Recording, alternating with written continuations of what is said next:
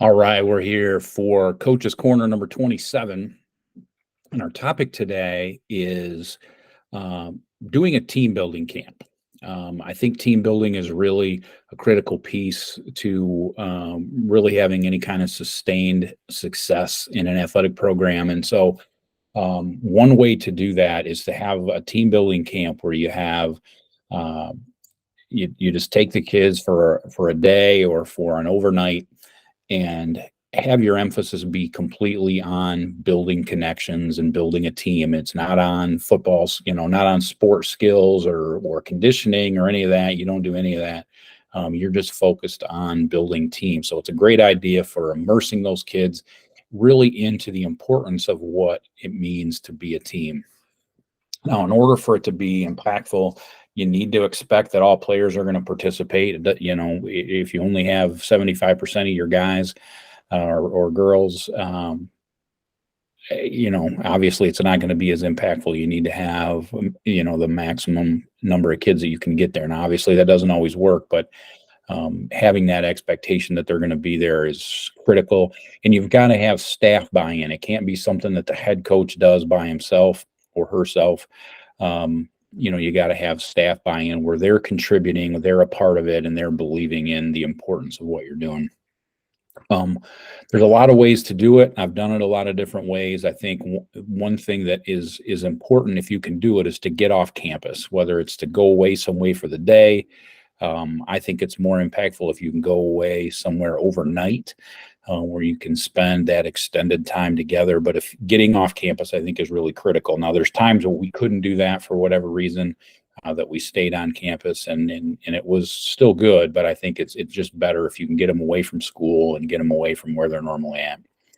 Now, the daily schedule of the team building camp is just, just building a schedule of team building activities, that are led by the coaching staff.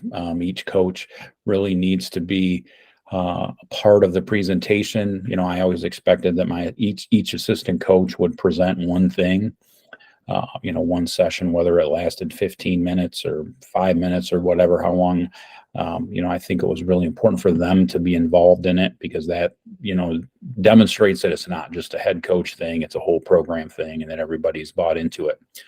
So you're doing team building stuff. You're building connections with different teammates that you don't normally do. We did some things that I think made a huge difference where we assigned them who they were going to sit with on the bus based on the alphabetical order. So we just lined them up in alphabetical order outside the bus and put two kids together. You're sitting together, so that they sat together, not with the buddies that they normally do.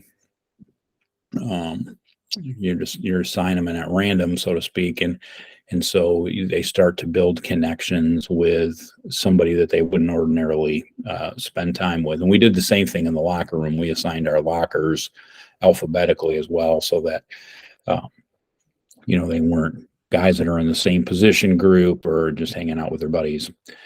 Kind of force that interaction. And also build in some fun time. We did a lot of different. We played wiffle ball, we played kickball, we played ultimate frisbee. Just some stuff where, if you're at a place that has a pool, you can swim. There's nothing better than watching a bunch of teenage boys in a pool. But having that time where it's just fun, because I think that builds connection as well. The big thing is, and I think this is part of the reason why to go off campus, is real growth comes from getting out of your comfort zone. And I think there's real value in that. And I think that's where the growth happens, is when you get out of your comfort zone. And so create as many opportunities where the activities get them out of their comfort zone. One of the things that we did, we went to a YMCA camp that had a rock climbing wall, and we had kids that are deathly afraid of heights that kind of conquered that fear with the support of their teammates and their coaches, and made it up to not all of them made it all the way to the top of the rock wall, but they at least gave it some effort and felt better about themselves for challenging themselves a little bit. So, doing things like that, having kids, kind of get up and talk about their stories and giving some of their history to give their team, peel back the layers of the onion, I guess, to let their teammates see who they are and what their experiences are, really builds connection and really builds trust by being vulnerable and having that go well. I think that really builds trust within the team, and it's just impactful for them as individuals and for your team. So a lot of value in the team building camp. And the last thing we always did was a campfire commitment, where we build a campfire and every kid had to find a stick and get up in front of the team and so talk about what their role in the team was going to be, how they were going to contribute to the team, whether it be as a player or as a practice contributor or whatever it was, what they were going to do beyond the sport. And our sport was football, but beyond the football, what they were going to do to contribute to the fabric of the team building part of the team. So, and then they would throw their stick in the fire, kind of as a symbolism of what they were going to contribute to the fire of the team, or the energy of the team. So, really great stuff. Really consider it, any kind of team building you can do. And we integrated at different times with regular football camp as well. So there's no magic to any particular format, but I think it's something you really ought to think about, regardless of sport. I think it's really important to build those teams and build the trust between the players and the coaches so you can have a great impact. So go out there and be that coach those kids need you to be.